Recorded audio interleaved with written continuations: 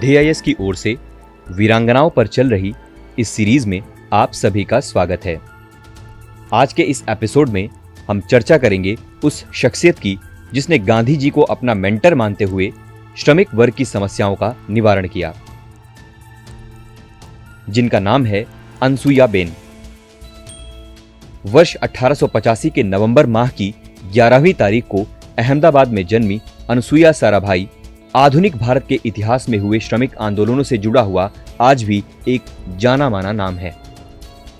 जब वे मात्र 9 वर्ष की थीं, तभी उनके माता पिता की मृत्यु हो गई और 13 वर्ष की होते होते अनसुया बेन के चाचा ने उनका विवाह करवा दिया।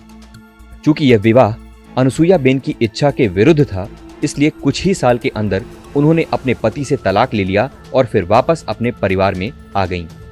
अपने भाई अंबालाल साराभाई के प्रोत्साहन पर मेडिकल के क्षेत्र में उच्च शिक्षा प्राप्त करने के उद्देश्य से वे वर्ष 1912 में इंग्लैंड गईं।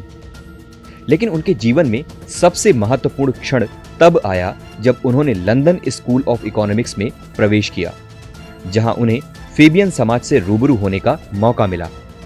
खासतौर पर मार्क्सवाद को नकारने वाले फेबियनिस्ट जॉर्ज बर्नार्ड शॉ और सिडनी वेब के संपर्क में आते ही सामाजिक समता के विषय में उनकी यात्रा प्रारंभ हो गई। अगले बरस यानी वर्ष 1913 में भारत वापस आते ही महिलाओं और गरीब लोगों, खासतौर पर कारखानों के मजदूरों के जीवन को बेहतर बनाने के मकसद से अपना जीवन उन्होंने समर्पित कर दिया। उन्होंने इसकी शुरुआत गरीब बच्चों के लिए विद्यालयों की स्थापना करके की, जिसके दरवाजे जाति प्रथा से परे जाकर सभी जातियों के बच्चों के लिए खुले थे। इसके अलावा उन्होंने महिलाओं के लिए अलग अलग शौचालय बनवाने की भी पहल की और फिर उनके जीवन को बदल देने वाली एक घटना घटी, जिसके बारे में उन्होंने अपने ही शब्दों में लिखा है। एक दिन सवेरे मैंने 15 मजदूरों को देखा, जो कि ऐसे चल रहे थे जैसे कि उनके शरीर में जान ही न बची हो।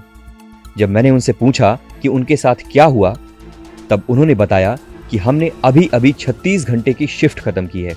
हमने बिना ब्रेक के लगातार 2 दिन और 1 रात तक काम किया है और अब घर जा रहे हैं। अनसुया बेन ने आगे कहा, इन शब्दों ने मुझे भीतर तक भयभीत कर दिया। ये भी महिलाओं पर होने वाली किसी स्लेवरी से कम नहीं है। और उसी क्षण अनसुया बेन ने इस परिस्थिति को बदलने का दृढ़ संकल्प लिया।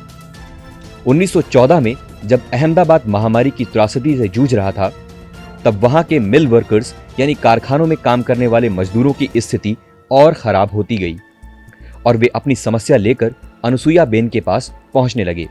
उनकी समस्या को देखते हुए अनसुया बेन ने मिलों के मालिकों, जिनमें से एक उनके खुद के भाई अंबालाल साराभाई थे, को भत्ता बढ़ाने तथा काम की स्थिति बेहतर करने की अंतिम चेतावनी दी।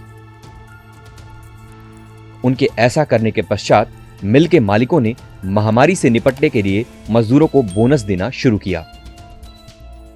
लेकिन महामारी खत्म होने के बाद जब बोनस खत्म करने का फैसला लिया गया, तो मजदूरों के लिए फिर से समस्या खड़ी हो गई और उन्होंने इसका विरोध किया।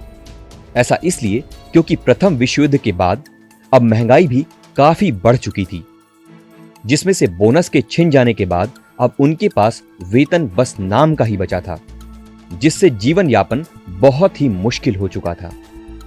मिल के मजदूर बोनस को खत्म करने के बदले में वेतन में 50% की बढ़ोतरी की मांग करते हुए धरने पर बैठ गए, लेकिन मिल के मालिक केवल 20% ही बढ़ोतरी करने को राजी हुए।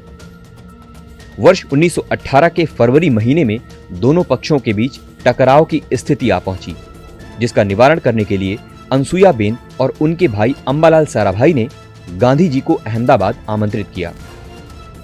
उसी वर्ष मार्च के महीने में गांधी जी ने अहमदाबाद सत्याग्रह की पहल की और वेतन में 35% बढ़ोतरी की मांग रखते हुए भूख हड़ताल प्रारंभ की। इसी दौरान गांधी जी द्वारा गुजरात की सबसे पुरानी labour union Ahmedabad textile labour association, जिसे मजूर महाजन सभा भी कहते हैं, का गठन हुआ, जिसमें अनसुया बेन की महत्वपूर्ण भूमिका रही और अंततः श्रमिकों के वेतन में 35% बढ़ोतरी के साथ सत्याग्रह सफल हुआ। गांधी जी को अपना मेंटर यानी मार्गदर्शक मानते हुए अनसुया बेन ने यहां ध्यान रखा कि दोनों पक्षों के बीच सामंजस्य बना रहे और श्रमिकों का उद्धार करने को सदैव तत्पर रहने वाली अनुसुईया बेन को लोग गुजराती भाषा में मोटा बेन कह के पुकारने लगे, जिसका अर्थ है बड़ी बहन। अनुसुईया साराभाई की मृत्यु वर्ष 1972 में हुई। हमारे आज के वीडियो में बस इतना ही। मिलते हैं एक अगले वीडियो में एक नए टॉपिक के साथ।